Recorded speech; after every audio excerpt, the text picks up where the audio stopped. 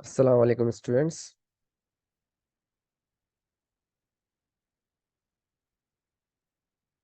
हम आज north west corner rule discuss करेंगे ट्रांसपोर्टेशन प्रॉब्लम का। ये तो पता है आप लोगों को, ट्रांसपोर्टेशन प्रॉब्लम के अंदर बेसिकली 3 स्टेप्स होते हैं। पहला स्टेप होता है फाइंडिंग इनिशियल सॉल्यूशन।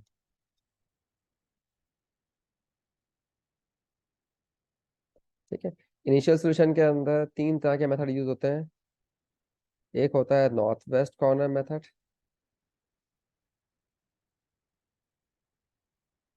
जिसको हम NWC भी कह सकते हैं शॉर्ट फॉर्म में। ठीक है। दूसरा होता है लीस्ट कॉस्ट,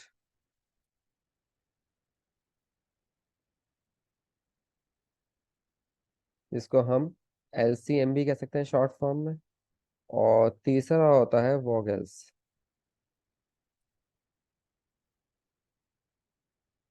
अप्रोक्सीमेशन मेथड,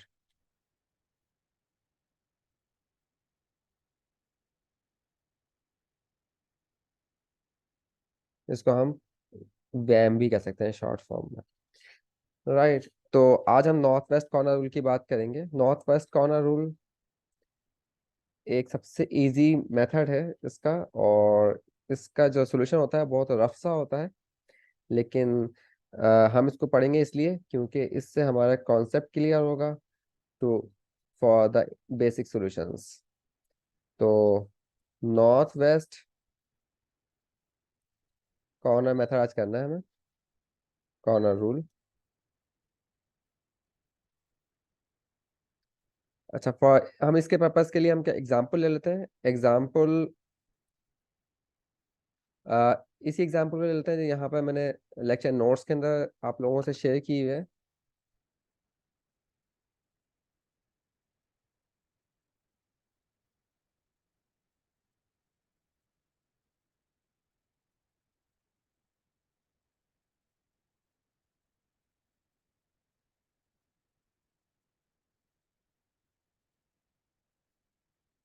देखिए, नॉर्थ वेस्ट कॉर्नर रूल, इसका मतलब ये होता है कि आपके पास इस टेबल का नॉर्थ वेस्ट कॉर्नर निकालेंगे। आपको पता है कि नॉर्थ जो है वो अपवर्ड होता है और वेस्ट जो है हम लेफ्ट साइड पे लेते हैं। तो नॉर्थ वेस्ट कॉर्नर ये कॉर्नर बनता है। इस कॉर्नर पे, इस सेल पे जो कॉस्ट आ रही है वो 2 आ रही है। ठीक है। और इधर इस सेल के लिए जो S1 से हम D1 पे शिपमेंट कर सकते हैं। S1 पे अवेलेबल सप्लाई कितनी है, 6 है। और D1 की डिमांड कितनी है, 7 है।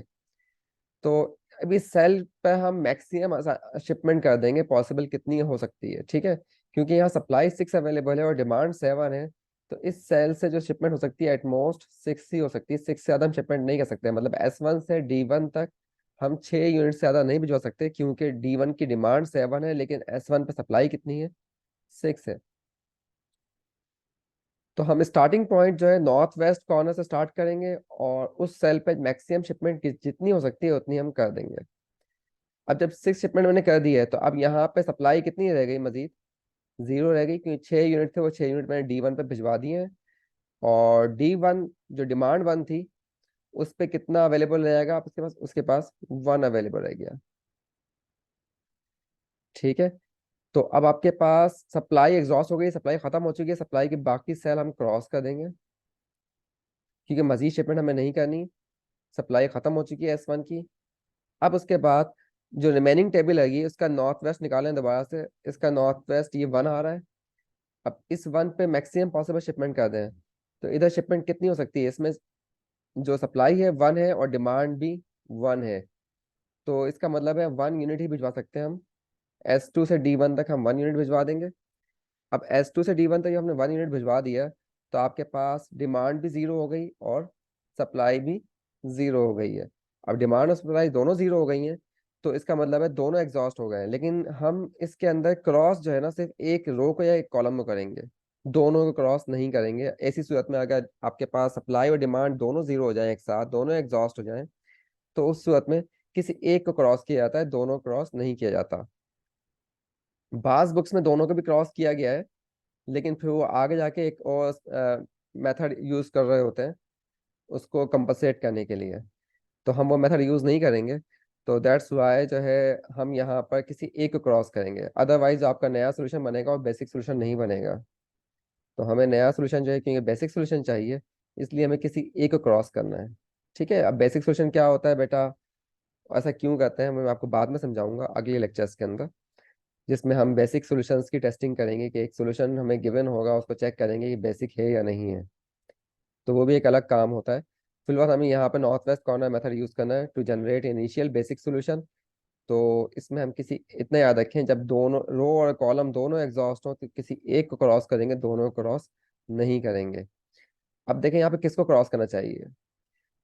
अब ये जो है ना सब्जेक्टिव हो जाता है बात कि हम किसको क्रॉस करना, रो को क्रॉस करना चाहते हैं या कॉलम को क्रॉस करना चाहते हैं। तो मैं सजेस्ट करूंगा भाई, आप उस चीज को क्रॉस करें रो और कॉलम में से जिसको क्रॉस करने के बाद नया नॉर्थ वेस्ट जो है कम कॉस्ट का बने। फॉर एग्जाम्पल मैं रो क्रॉस करता हूँ, तो अगला नॉर्थ वेस्ट जो है वो 5 बनेगा, जिसकी कॉस्ट 5 आ रही है, ठीक है ना। और अगर मैं कॉलम क्रॉस करता हूँ तो अगला नॉर्थ वेस्ट क्या आएगा, 0 आएगा। तो 0 पे हमें कम कॉस्ट मिल रही है, तो बेहतर ये है कि कॉलम क्रॉस कर दिया जाए, अगला नॉर्थ वेस्ट 0 बनाया जाए। ठीक है, तो एज कम्पेयर टू 5 इसकी कॉस्ट कम है, इसलिए हमने 0 को सिलेक्ट किया है। अब 0 पे मैक्सिमम पॉसिबल शिपमेंट असाइन करेंगे। तो यहाँ पे सप्लाई कितनी अवेलेबल है, 0, और डिमांड कितनी है 5, तो यहाँ 0 ही असाइन करेंगे, क्योंकि 0 से ज़्यादा शिपमेंट हम कहीं नहीं सकते, सप्लाई अवेलेबल ही नहीं है S2 पे। अब ये हम 0 शिपमेंट कर दिए हैं, तो अब आप इसके बाद एग्जॉस्टेड रो को क्रॉस कर दें, क्योंकि रो एग्जॉस्ट हुई है, कॉलम तो एग्जॉस्ट हुआ नहीं है, तो रो को हमने क्रॉस कर दिया। अब उसके बाद आखिरी रो बची है, लास्ट रो। तो ये भी नोट कर लें, जब कभी आपके पास आखिरी रो बचे या आखिरी कॉलम बचे, लास्ट रो या लास्ट कॉलम बचे, तो उसके हर एलिमेंट को आप असाइन कर दोगे कुछ ना कुछ एलिमेंट्स। तो यहाँ पे क्या असाइनमेंट हो सकता है भाई, यहाँ पे 5 असाइनमेंट हो सकता है, और यहाँ पे असाइन हो सकता है 3, और यहाँ असाइन हो सकता है 2। तो आपके पास ये 10 पूरा एग्जॉस्ट हो गया, और ये 5 भी 0 हो गया, 3 भी 0 हो गया, एंड 2 भी 0 हो गया। अच्छा बेटा, इस प्रॉब्लम को स्टार्ट करने से पहले हम एक बात बोलना मैं भूल गया था, कि इसमें हमें चेक करना पड़ता है कि ये जो है ना प्रॉब्लम बैलेंस है या नहीं है। अगर बैलेंस ना हो तो आप इसको नॉर्थ वेस्ट से इनिशियल सोल्यूशन निकालना स्टार्ट नहीं करेंगे। ठीक है, क्योंकि आपका फिर गलत हो जाएगा प्रॉब्लम, आपका बेसिक सोल्यूशन बन ही नहीं पाएगा। तो देखो बैलेंस है ना, ये प्रॉब्लम 17, और यहाँ पे ये भी 17 है, तो बैलेंस होगी तभी आप स्टार्ट करोगे, start finding the initial basic solution. अब ये आपका इनिशियल बेसिक सोल्यूशन निकला है, याद रखो, ठीक है ना, ये इनिशियल बेसिक सोल्यूशन है, ये ऑप्टिमल नहीं है। हमने सिर्फ इनिशियल फाइंड करने के लिए ये मेथड यूज किया है कि ट्रांसपोर्टेशन प्रॉब्लम को सॉल्व करने के से पहले हमें इनिशियल सोल्यूशन चाहिए होता है। ऑप्टिमल सोल्यूशन तो हम बाद में निकालेंगे, चेक करेंगे कि ऑप्टिमल है या नहीं, वो तो अलग बात है, लेकिन एक इनिशियल सोल्यूशन निकालने के लिए, अच्छा इसका नॉर्थ वेस्ट का इनिशियल सोल्यूशन जो होता है वो इतना अच्छा नहीं होता, थोड़ा रैंडम सा होता है, लेकिन फिर भी एक वर्क करेगा ऑप्टिमाइजेशन के लिए। हो सकता है कभी कभार ये ऑप्टिमल भी आ जाता है, लेकिन बहुत कम केसेस में, रेयर केसेस में इसका सोल्यूशन ऑप्टिमल होता है। तो ये हमारा इनिशियल सोल्यूशन निकला है। अब इस तरह आपको एक हल्की सी वेरिफिकेशन ये कर सकते हैं आप, कि इसके अंदर जो सेल असाइनमेंट होंगी, अगर आपने नॉर्थ वेस्ट प्रॉपरली यूज किया है, तो टोटल सेल की असाइनमेंट जो है वो कितनी होनी चाहिए, इसके number of rose, number of columns, और -1। मतलब इसमें नंबर ऑफ रोज कितनी है 3, नंबर ऑफ कॉलम्स कितने हैं 4, -1 कितना हो गया 6। 6 असाइनमेंट होनी चाहिए, देखो 1 2 3 4 5 6 असाइनमेंट हुई है ना। तो इसका मतलब है कि ये जो आपने नॉर्थ वेस्ट हमने यूज किया है, सही यूज किया है। ये हल्की सी टिप है, कंफर्म गारंटीड नहीं है नॉर्थ वेस्ट आप सही यूज किया नहीं किया, लेकिन ये इस तरह से आपको अंदाजा हो सकता है कि अगर किसी ने 0 दोनों क्रॉस कर दिया रो और कॉलम, तो उसके बाद में उसके असाइनमेंट जो है 5 बनेंगे, 6 नहीं बनेंगे। तो थोड़ी बहुत टेस्टिंग आप इस तरह से कर सकते हैं। तो ये प्रॉपर्टी है जो बेसिक सोल्यूशन में हमेशा फुलफिल होनी चाहिए। इसके अलावा एक और प्रॉपर्टी भी है, लेकिन वो प्रॉपर्टी मैं अलग वीडियो में डिस्कस करूंगा, जिसमें हम बेसिक सोल्यूशन की टेस्टिंग करेंगे कि एक बेसिक सोल्यूशन हमें गिवन है वो सही है या नहीं है, तो हाउ टू टेस्ट। तो वो एक अलग प्रोसीजर हो जाता है। तो ये वीडियो काफ़ी लंबा हो जाएगा, इसलिए मैं इसको शॉर्ट ही रखना चाह रहा हूँ। मैंने इसमें डिटेल में डिस्कस नहीं किया इस वीडियो के अंदर कि ट्रांसपोर्टेशन प्रॉब्लम क्या होती है, ट्रांसपोर्टेशन प्रॉब्लम का फॉर्मुलेशन क्या होता है, इसके बेसिक सेल ये 6 क्यों होते हैं, ठीक है, ये M+N-1 का फॉर्मूला ये हमने कहाँ से डिवाइस किया। तो ये मैंने कुछ डिस्कस नहीं किया, मैंने जस्ट एक प्रॉब्लम थी उसका नॉर्थ वेस्ट कॉर्नर से इनिशियल सोल्यूशन निकाला है। अच्छा, ये इनिशियल सोल्यूशन निकाला है तो ये बेसिकली इसको मैं अगर वेरिएबल्स की फॉर्म में लिखूं तो ये बनेगा x11 इज इक्वल टू 6, ठीक है, x21 इज इक्वल टू 1 क्योंकि x11 था, ये x21 है, ठीक है, और ये क्या है, x22 is equal to 0, x32 is equal to 5, x33 is equal to 3, right, और x34 इज इक्वल टू 2। ये हमने क्या निकाले हैं, बेसिक सेल्स हैं, ठीक है। अच्छा, ये बेसिक सेल जो है इसमें देखो ये इसमें एक बेसिक सेल जो है उसकी वैल्यू 0 आ रही है, तो बेसिक सेल की वैल्यू 0 भी आ सकती है, ठीक है। ऑल दो के बेसिक सेल्स के मुतालिक हमारी अजम्पशन ये होती है कि वो नॉन जीरो होने चाहिए, नॉन नेगेटिव होने चाहिए, लेकिन लाजमी नहीं है, कुछ बेसिक सेल 0 भी हो सकते हैं। तो ये आपके पास डिजेनरेसी का इंडिकेशन आ रही है कि यहाँ पे आपके पास बेसिक सोल्यूशन जो है वो डिजेनरेट है, ये डिजेनरेट बेसिक वेरिएबल है, डिजेनरेट बेसिक वेरिएबल, ठीक है। इसकी अब इंपॉर्टेंस क्या होती है ये अलग वीडियो में डिस्कस होगा, मतलब इसकी वीडियोस में अपलोड करता रहूंगा वक्तन फवक्तन चीज़ें मुख्तलिफ कॉन्सेप्ट्स की। तो डिजेनरेट बेसिक वेरिएबल है क्या, कॉन्सिक्वेंसेस होते हैं, ये अलग इशू है, लेकिन अभी हमारे पास ये डिजेनरेसी आ रही है इसके अंदर इनिशियल सोल्यूशन में, और ये इसके बेसिक सेल्स है। अगर बाकी नॉन बेसिक सेल्स की बात अगर हम करेंगे कि नॉन बेसिक सेल्स की वैल्यूज क्या है, फॉर एग्जाम्पल आपसे पूछा जाता है कि x12 की वैल्यू क्या है, तो x12 पे हमने असाइनमेंट नहीं किए, शिपमेंट नहीं किए, तो इसकी वैल्यू कितनी है, 0 है, ठीक है। सारे non basic variable, all other non basic variables are, all other non basic variables are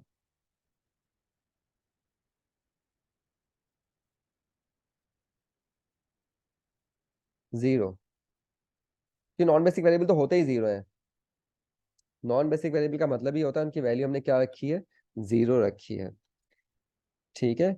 अच्छा, और इसकी हम टोटल कॉस्ट अगर निकालें, टोटल कॉस्ट कैसे निकलेगी इसकी, जो इनिशियल सोल्यूशन को हम चेक करना चाह रहे हैं कि कितना अच्छा है, मतलब अगर इस प्लान पे अमल करते हैं, S1 से D1 पे हम 6 यूनिट भिजवाते हैं, S2 से D1 पे 1 यूनिट भिजवाते हैं, तो उस वक्त टोटल कॉस्ट कितनी आएगी, तो टोटल कॉस्ट भी निकाल के देख लेते हैं। तो अब ये टोटल कॉस्ट यहाँ पर अगर आप लोग निकालें, मैंने निकाल के रखी हुई थी लेक्चर्स के अंदर, तो मैं उसी को देख लेता हूँ। देखिए यही सोल्यूशन था ना हमारा, और टोटल कॉस्ट जो आई है वो कितनी है इसके अंदर, 116, टोटल कॉस्ट 116 आ रही है इसकी, चाहे तो नोट कर लीजिएगा इसे, ठीक है। बाद में हम इस प्रॉब्लम को किसी और मेथड से सॉल्व कर इनिशियल सोल्यूशन निकालेंगे तो उसमें देख लेंगे। तो टोटल कॉस्ट जो आ रही है, टोटल कॉस्ट निकालेंगे कैसे, वो भी समझाया था आपको। टोटल कॉस्ट कैसे निकाली जाती है, टोटल कॉस्ट ऐसे निकाली जाती है कि 6 को 2 से मल्टीप्लाई करेंगे, क्योंकि हमने 6 यूनिट भिजवाए, हर यूनिट भिजवाने पे कितनी कॉस्ट आ रही है, 2 आ रही है, plus 1 × 1 plus 0 × 0 plus 5 × 8 plus 3 × 15 plus 2 × 9, ये आपके पास टोटल कॉस्ट बनेगी, ठीक है। और ये कितनी आ रही है, 116, टोटल कॉस्ट 116 है, राइट।